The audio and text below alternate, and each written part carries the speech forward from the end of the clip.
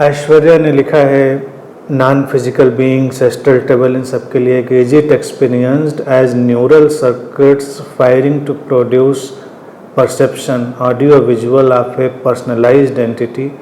I have had such experiences spontaneously and it is quite different from whatever is known. उनको लगता है क्या ये जो हमारे न्यूरल सर्किट है, नर्वस जो तंत्र है हमारा, उससे कुछ आता है, हमारे ये जो दृश्य श्रव्य के अनुभव हैं और हम उन अनुभवों को एक पर्सनलाइज्ड आइडेंटिटी में बदल देते हैं, क्योंकि कभी जो ज्ञात है उससे अलग अनुभव भी आता है। जैसा कि वो कहते हैं कि like last time I asked this question to you I felt a massive presence behind me, rough way to describe which was such an energising experience that I jumped physically. कि जब पिछली बार बात हो रही थी, मैं कुछ समझा रहा था, तो एक बहुत ही गहरी उपस्थिति अनुभव हुई पीछे, जिसने चौंका भी दिया। एंड हैड दर्शंस ऑफ काल भैरव, माँ काली, गेटिंग कम्प्लीटली न्यू। चलो ये सारी बातें विस्तार में कुल मिला के तुमने लिखा है कि ये है क्या जो पर्सनलाइज्ड एक्सपीरियंसेस एंटिटी के। न्यूरल सर्किट्स और ये जो सारे चीज़ें लिखी, ये तो रियलिटी है ही है ना। हमारा जो ब्रेन है वो एक इलेक्ट्रोकेमिकल स्टॉर्म की तरह काम करता है, तो बहुत सारे वो सब चीज़ें हम ट्रांसलेट करते हैं। क्यों होता है ऐसा, इसको समझने की ज़रूरत है। ये प्रेजेंस, ये स्ट्रॉन्ग प्रेजेंस क्या होती है, कोई एंटिटी होती है या ये कुछ और होता है।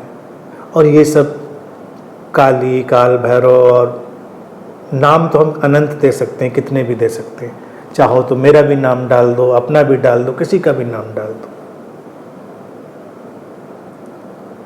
एक वक्त था जब मैं भी इस सब चीज़ों को बहुत गहरे में उतर के अनुभव कर रहा था। इसीलिए जब मैं समझाता हूँ तो बहुत प्रामाणिकता से और बहुत जिम्मेदारी से, बहुत सावधानी से और बहुत प्यार से इस चीज़ को समझाना चाहता हूँ, क्योंकि इसमें कोई भी सीकर ना उलझे, यह जरूरी है। मुझको इन चीज़ों को डिकोड करने में, बिल्कुल दूध का दूध, पानी का पानी करने में, स्पष्ट करने में वक्त लगा, परेशानी और पीड़ा भी हुई।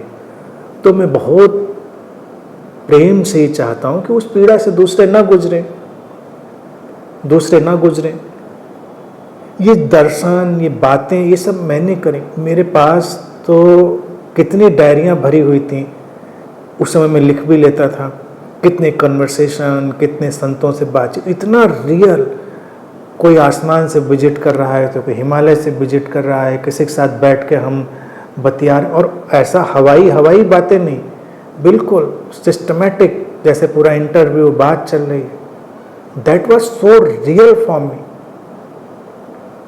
अब कोई अगर उस समय मुझसे कह देता है कि ये सब फिक्शन है, तो मुझे भी बहुत परेशानी होती, शायद मुझे गुस्सा भी आता और मैं शायद उसको जस्टिफाई भी करने की कोशिश करता कि ऐसे कैसे फिक्शन है, अभी तो हमको महसूस हो रहा था, अभी तो आए थे, गए, अभी उनकी खुशबू यहाँ पर है, अभी तो वो इम्प्रेशन है, मेरा हाथ में लिया था, अभी हाथ में मेरे टच महसूस हो रहा है, सब कुछ तो मुझको लग रहा है।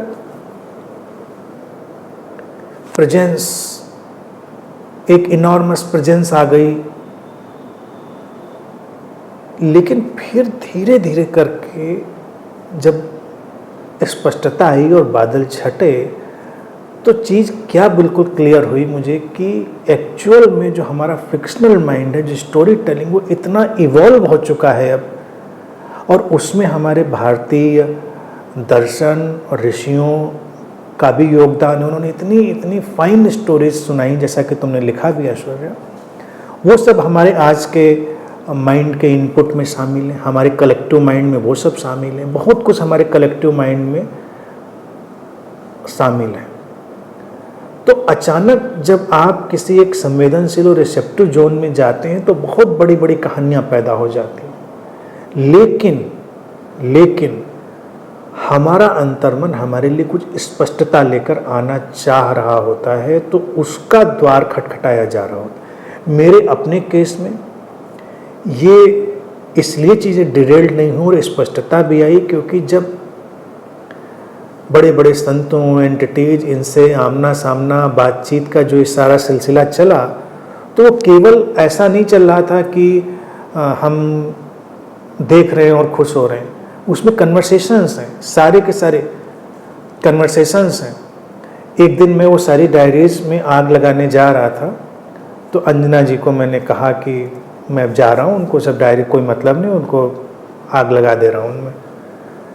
तो उन्होंने कहा कि एक बार मुझको पढ़ने के लिए दीजिए, क्या है देखें। उन्होंने पढ़ा, उनको बहुत मज़ा आया। उन्होंने कहा तो बड़ा अच्छी अच्छी बातें हैं इसमें। उन्होंने कहा ये तो लोगों के काम आ सकती हैं, इतनी कन्वर्सेशन है।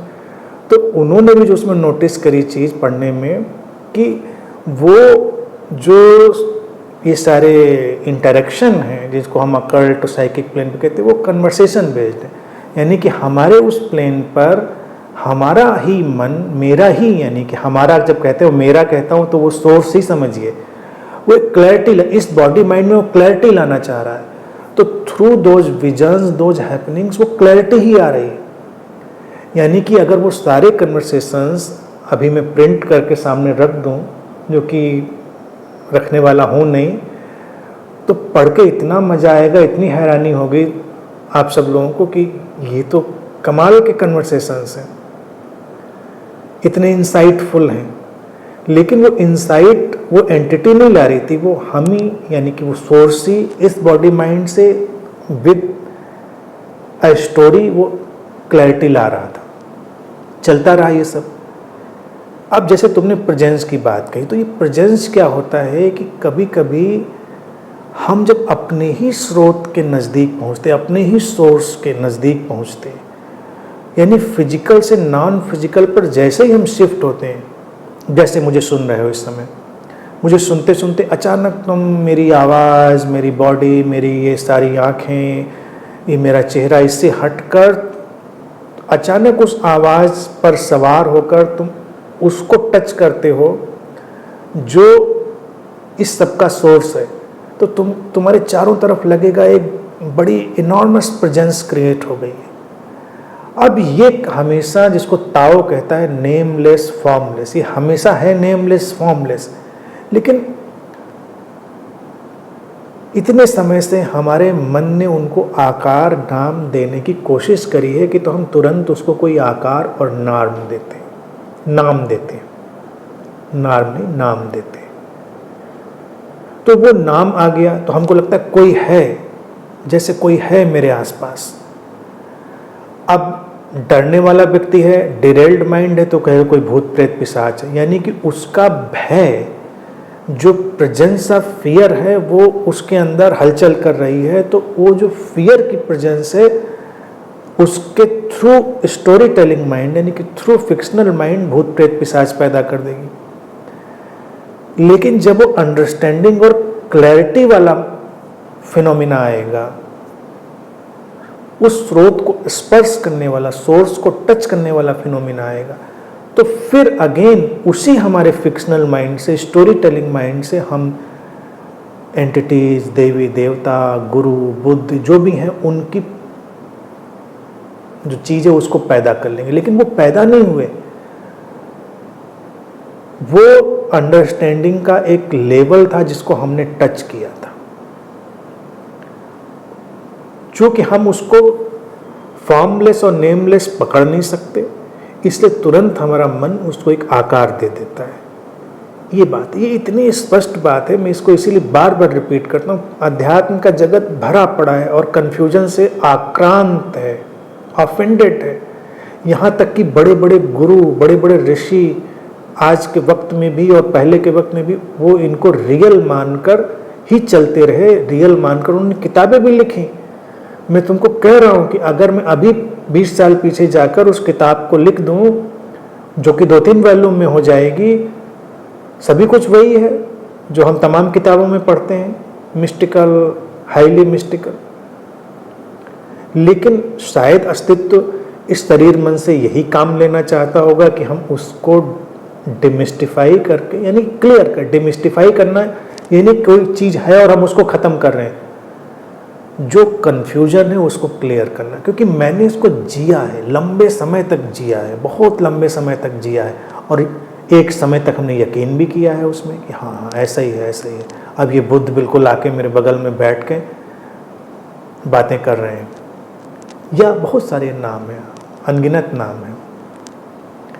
लेकिन फिर इस चीज़ को स्पष्ट रूप से मैंने जाना कि वो बुद्ध नहीं बैठते हैं, बुद्ध के भीतर जो बोध घटा होता है, जब हम भी वैसे सिमिलर बोध को, वैसे सिमिलर अवेकनिंग को टच कर लेते हैं, तो हमारे इस कलेक्टिव माइंड में इतनी स्मृतियां पड़ी हुई हैं कि वो उस डेटा को तुरंत मैच करते हैं और कोई आकृति गढ़ देते हैं, वो आकृति गढ़ जाती है तो हम उसको कहते हैं। तो प्रेजेंस का महसूस होना गलत नहीं है, वो प्रेजेंस महसूस होती है।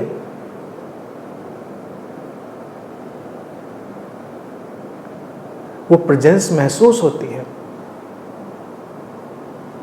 नहीं, ये नहीं सोचना है कि हम गलत होने के रिस्क पर अपनी बात शेयर करते हैं। शेयर तो करना चाहिए और क्लैरिटी लाने का काम हमारा है। से आप अपनी बात बताइए, लेकिन कभी कभी क्या होता है, जब लोग बात बताते हैं तो वो समझना नहीं चाहते, वो जिद पकड़ते हैं कि ये बाबा जी हमारे बगल में बैठे थे, हमको बैठे थे, अब ये बताइए कि बैठे थे कि नहीं बैठे थे। तब वो गलत डायरेक्शन में जा रहा है। तुमने ऐश्वर्या प्रश्न ठीक डायरेक्शन में पूछा कि ये क्या है, तो इसीलिए बिल्कुल ठीक डायरेक्शन में स्पष्ट उत्तर बता रहा हूं। और तुम्हारी उम्र कम, एंड ये सौभाग्य अच्छा है, जो सुन रहे हैं उनका भी अच्छा है कि ये बातें तुम सुन पा रहे हो।